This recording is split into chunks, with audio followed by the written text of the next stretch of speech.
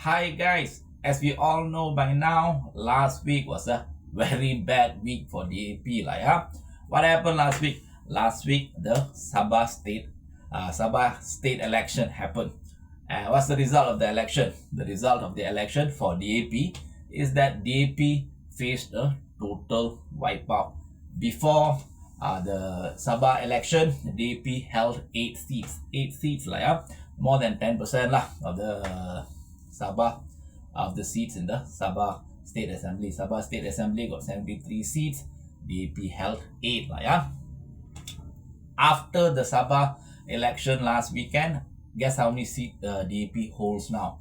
0 lah ya. 0. It was a total wipeout.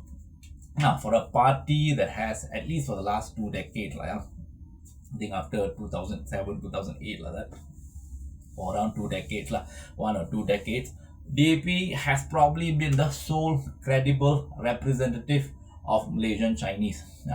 Considering that, what happened in Sabah is more than an electoral setback. If DAP is honest with itself, it's a serious warning sign lah. What is the warning sign? What is the uncomfortable question that DAP has to confront because of the result of the Sabah state election? This is the question. Does DAP still represent the Malaysian Chinese? That's the uncomfortable question that DAP has to ask itself. Across Semenanjung, Chinese voters have historically rallied behind DAP after losing faith in MCA, after losing faith in Gerakan, the other two parties that usually represents the Chinese lah. But the mood on the ground, if you hear the mood on the ground today, if you hear the grumblings at the kopitiam today, if you read the bitterness at the on the online spaces today, all of it suggests that DAP might be walking into the same dilemma that every minority-based party eventually faces in Malaysia. What is the dilemma? This dilemma is this a minority party in Malaysia can only represent its community for as long as it's not in power. That's the dilemma. Once it holds power, once it becomes a part of the government, the very condition that allows it to stay in power prevents it from representing the people who put it there. This is a catch-22 lah. Why does this happen? This is why it happens because the minorities in Malaysia, doesn't matter whether you are Chinese, doesn't matter whether you are Indian, Sabahan, Sarawakian, as long as you think that you are a minority in Malaysia, you are fundamentally discontented. Why are you discontented? What's the reason behind your dissatisfaction? You are discontented, dissatisfied, frustrated with the structural inequalities that define the Malaysian experience. We, the minorities, tend to feel like we are second-class citizens here. Because of that, we want long-standing injustices dismantled. We want laws, institutions, and policies redesigned so that we don't feel like we have to continuously live with systemic disadvantages. So when a minority party operates outside of power, when it's not a part of the government, it will actually articulate these grievances loudly. It will champion equality. It will call out the injustice. It will demand reform. But the problem is, the moment it becomes a part of the government, the moment it holds power, everything will change. Why? Because power will make it silent. To hold power, the problem is the minority parties must cooperate, must ally with the majority party. And the majority party, once the minority party allies with the majority party, the majority party will somehow, whether it's explicitly or whether it's implicitly, it will ask that the minority party silence its advocacy, right? Mute its grievances and be reasonable. That's usually how the majority party will speak to the minority party, like be reasonable. And he'll ask this from the minority parties so as to not provoke a backlash from the majority demographic lah, yeah. So when they are pressured this way by the majority party, the minority party will change. Suddenly, instead of saying this is unfair, or this needs to change, or this policy discriminates against us, the minority party will change its tune. Like, it will start saying things like, wait lah, decades of wrongdoing cannot be corrected in one term. Must be patient lah. No, be patient lah. Reform takes time. Or you must see the bigger picture. You can't just see things in such a narrow light. You must see things in a bigger picture. Or can even ask you to do national service. Like, you can ask them, you can ask its supporters, its followers, don't ask what your country can do for you. Ask what you can do for your country. You'll start speaking like JFK a bit, like, in other words, it might even ask you, instead of solving your discontent, instead of solving your injustice that the minority party's supporters feel, the minority party will ask its supporters to bear with the discontent, bear with the injustice as a form of national service. In this way, a party that once articulated minority frustration will suddenly turn into a party that manages minority frustration. And this is what its supporters, its followers will start to notice. And when they start to notice this, that's when they're going to start to feel betrayed.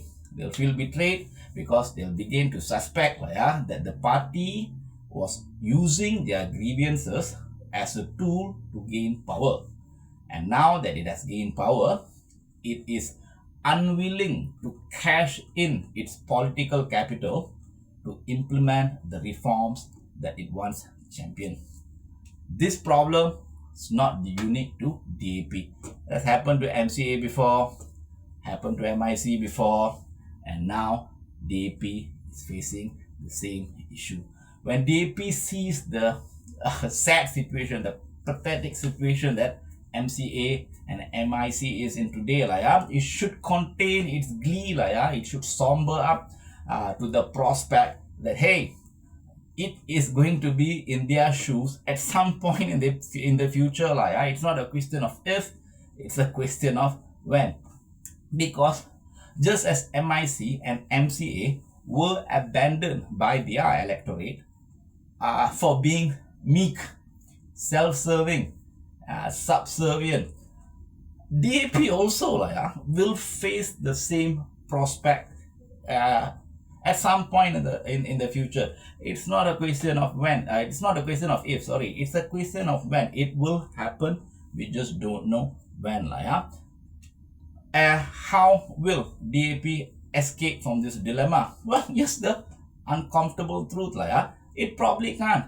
DAP can't escape from this dilemma. It's gonna be caught in this dilemma. It's gonna be caught in this dilemma in the same way that MCA, MIC, Gerakan were all caught in this dilemma.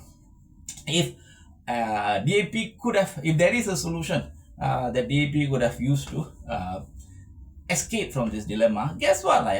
MCA, MIC, Gerakan wouldn't be in the pathetic situation that they are in today. Their current political irrelevance is actually a proof that this dilemma is structural. It's not personal, it's structural.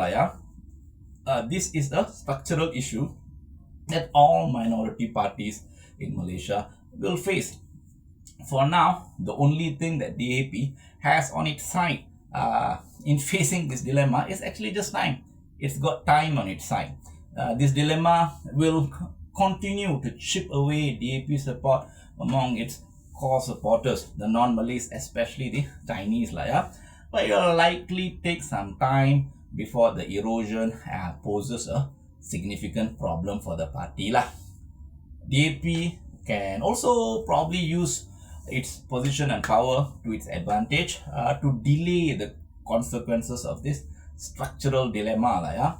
Now that DAP is in power, you can probably, I don't know, if you think of it in real politic terms, perhaps, like, I'm not saying they're doing it, but there is always a possibility. It can, through a real political means, it can use its position of advantage to keep MCA and Gerakan, its main challenges, at bay. It can keep them weak so that the Chinese voters will have no other alternative than to stand behind DAP. No matter how bad DAP is, the Chinese electorate, the non-Malay electorate, will have to stand behind DAP simply because there's no other choice.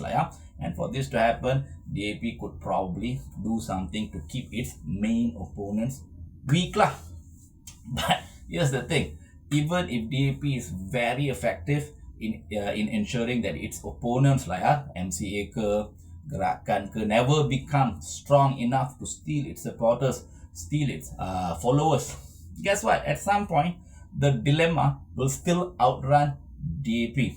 As sure as night follows day, the dilemma will outrun DAP and cause it to lose support among the non-Malays, especially the Chinese. Why? Why is this the case? Because politics, like nature, abhors a vacuum. Where there is a demand, there will always be a supply. The Chinese electorate is demanding for a party that speaks for them. If DAP cannot fulfill that demand, not because it doesn't want to, but because structural constraints. It's got structural constraints that prevents it from speaking for its supporters. So what will happen? Eventually, somebody else will speak for the minorities. Somebody else will start speaking for the non-Malays. Somebody else will start speaking for the Chinese. If it's not MCA, if it's not Gerakan, it's going to be somebody else.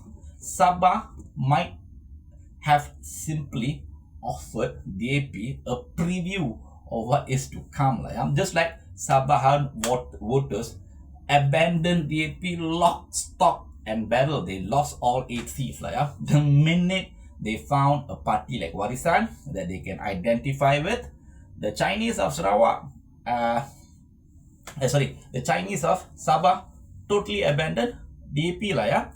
The minute they found Warisan, they abandoned DAP. In the same way, the Chinese in Sarawak and the Chinese in Semenanjung will also abandon DAP the minute they find a credible alternative that they can identify with, and that alternative will emerge, because where there is a demand, there will be a supply. As a matter of fact, the Chinese in Sarawak likely have found the alternative in local parties in Sarawak. The Sarawak election is going to come probably next year, and my bet, my bet is, I predict, the Chinese in Sarawak are already set to abandon DAP in Sarawak as we speak. When election comes, we're going to see, but this is what I think, they're going to abandon. Chinese in Sarawak are going to abandon the DAP, just like the Chinese in Sabah abandon DAP. It's only in Semenanjung that DAP can expect the Chinese electorate to stand behind it. But even then, the Chinese in Semenanjung are just gonna stand behind DAP for just a little while longer, because the alternative to DAP still has not emerged in Semenanjung. As long as DAP is not able to solve this unsolvable dilemma, as long as it cannot find a way to remain in power and represent the minority grievances, I don't think it's possible. But maybe you'll find it, but I don't think you'll find it. But as long as it cannot find this balance, then the erosion of support will 100% continue. Just as night follows days, the erosion of support will continue, and it will cause what happened in Sabah to happen elsewhere, in Sarawak, in Semenanjung as well for DAP. Sabah was just the whisper in the Sarawak election next year. I'm quite sure that the whisper will grow louder. By the time we see the general election coming, we're going to see in the peninsula, that whisper is going to turn into a shout. So let us see how the cookies shall crumble. thank you for watching. Thank you as always for watching, guys. I hope you have a great day. See you again in the next episode. Thank you. Bye bye.